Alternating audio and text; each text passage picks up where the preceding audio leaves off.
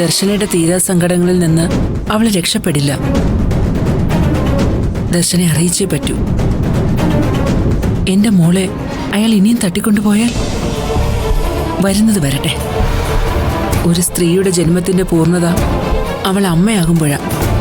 പ്രത്യേകിച്ചൊരു ഡോക്ടറായ ഞാൻ തന്നെ അവളെ തെറ്റിദ്ധരിപ്പിച്ചാൽ ഒരു ഡോക്ടറുടെ എത്തിക്സ് മാത്രമല്ല, ഞാനൊരു സ്ത്രീയാണ്, ഒരമ്മയാണ്. എന്തായാലും ഞാനിന്നത് പറയും. ഇനി എന്ത് സംഭവിച്ചാലും പറയും. പറയണം. പാവം എല്ലായിടത്തും ഓടി നടക്കുകയാണ്. എന്തെല്ലാം പ്രശ്നങ്ങളാണ് ദർശന പരിഹരിക്കുന്നത്. മറ്റുള്ളവർക്ക് വേണ്ടി ഇത്രയും ത്യാഗം സഹിക്കുന്ന ഒരു പെൺകുട്ടിയെ ഞാൻ കണ്ടിട്ടില്ല. ആദ്യം നിഖിലിനെ ഞാനൊന്ന് കാണട്ടെ, പിന്നെ പവിത്രൻ സാറിനെ. ഓരോ കാര്യങ്ങൾ പുറത്തു വരുമ്പോഴാ അയാളുടെ ക്രൂരമായ മുഖം വെളിച്ചത്ത് വരുന്നത്. എല്ലാ മുഖം മൂടിയും വലിച്ചു കീറി അയാളുടെ തനി നിറം എല്ലാവരെയും ബോധ്യപ്പെടുത്തണം.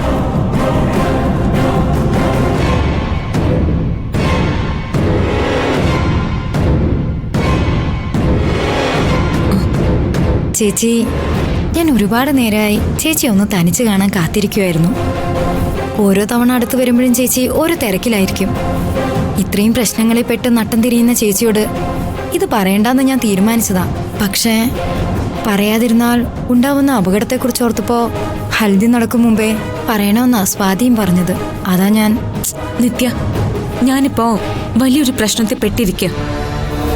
ഇത് ഉടൻ പരിഹരിച്ചില്ലെങ്കിൽ ഈ കല്യാണം തന്നെ ചിലപ്പോൾ മുടങ്ങും. ഇതും കല്യാണം മുടങ്ങുന്നതുമായി ബന്ധപ്പെട്ടൊരു കാര്യമാണ്.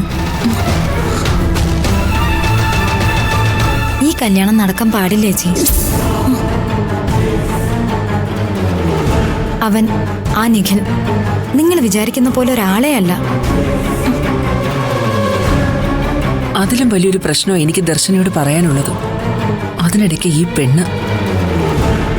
നീ വേഗം കാര്യം എന്താണെന്ന് പറയും. എനിക്കൊട്ടും സമയമില്ല. എനിക്ക് പറയാനല്ല ഉള്ളത്, ഒരു കല്യാണം നടന്നത് കാണിക്കാനാ. ഏത് കല്യാണം? ഇതിപ്പോ ഹൽദിയല്ലേ ആയുള്ളൂ. അത് നിഖിലും വീണയും തമ്മിലുള്ളതല്ല. ഇത് നിഖിലും ശ്രേയയും തമ്മിൽ അമ്പലത്തിൽ വെച്ച് നടന്ന കല്യാണത്തിന്റെ വീഡിയോ. നിഖിലും ശ്രേയയും തമ്മിലോ? നീ എന്തൊക്കെയാ ഈ പറയുന്നത്? എവിടെ കാണിച്ചേ?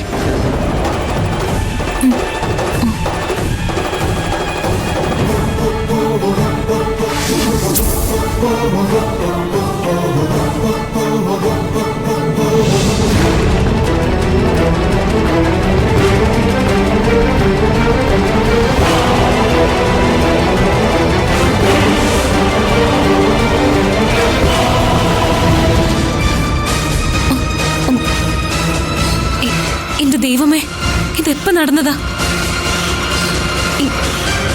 എന്നിട്ട് ഈ ശ്രേയയും നിഖിലും എന്തുകൊണ്ട് ഇത് ആരോടും പറഞ്ഞില്ല? നിത്യ, നീ ഒരു കാര്യം ചെയ്. തൽക്കാലം നീ ഇത് ആരോടും പറയണ്ട.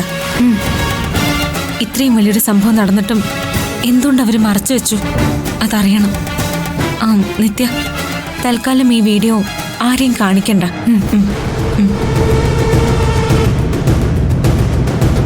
അല്ല, ഡോക്ടറും കുറെ നേരമായിട്ട് എന്നെ അന്വേഷിച്ച് നടക്കുന്നല്ലോ. ഇതുപോലെ വല്ല വീഡിയോ ബോംബും ഡോക്ടർക്കും കാണിക്കാനുണ്ടോ? ഇല്ല, ഒന്നുമില്ല. എനിക്ക് ഒരു കാര്യം പറയാനുണ്ട്. അതും ദർശനയുടെ ജീവിതത്തിലെ പ്രധാനപ്പെട്ട ഒരു കാര്യം തന്നെയാ. പക്ഷേ ഇപ്പൊ തന്നെ ദർശന ഒരുപാട് ടെൻഷനിലാണെന്ന് എനിക്ക് മനസ്സിലായി. തൽക്കാലം ഞാൻ അതും കൂടി പറഞ്ഞ് ദർശനയ്ക്ക് കൂടുതൽ ടെൻഷൻ തരുന്നില്ല. ഇതൊക്കെ പരിഹരിച്ചു കഴിഞ്ഞ് എനിക്ക് ദർശനെ തനിച്ചൊന്ന് കാണണം.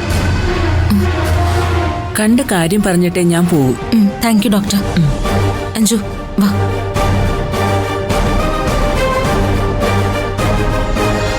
എന്തായിരിക്കും ഡോക്ടർക്ക് പറയാനുള്ളത്? ഡോക്ടർ പറഞ്ഞ കാര്യം കൊണ്ട് തന്നെ എന്റെ ജീവിതം ആകെ തകർന്നു. ഇനിയും ഒരു ഷോക്ക് കൂടി താങ്ങാൻ എനിക്ക് പറ്റുമെന്ന് തോന്നുന്നില്ല.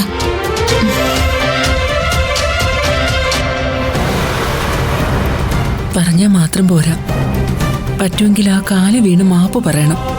അത്രയ്ക്കൊരു മഹാപാവമാണ് ഞാൻ നിന്നോട് ചെയ്തത്. പക്ഷേ അന്ന് നീ എനിക്ക് കൂട്ടത്തിൽ കണ്ടൊരു പേഷ്യന്റ് മാത്രമായിരുന്നു. എന്നാ ഇപ്പോൾ അങ്ങനെയല്ല. നിന്നെക്കുറിച്ച് കൂടുതൽ അറിഞ്ഞപ്പോൾ ഞാൻ നിന്റെ മുന്നിൽ എത്രത്തോളം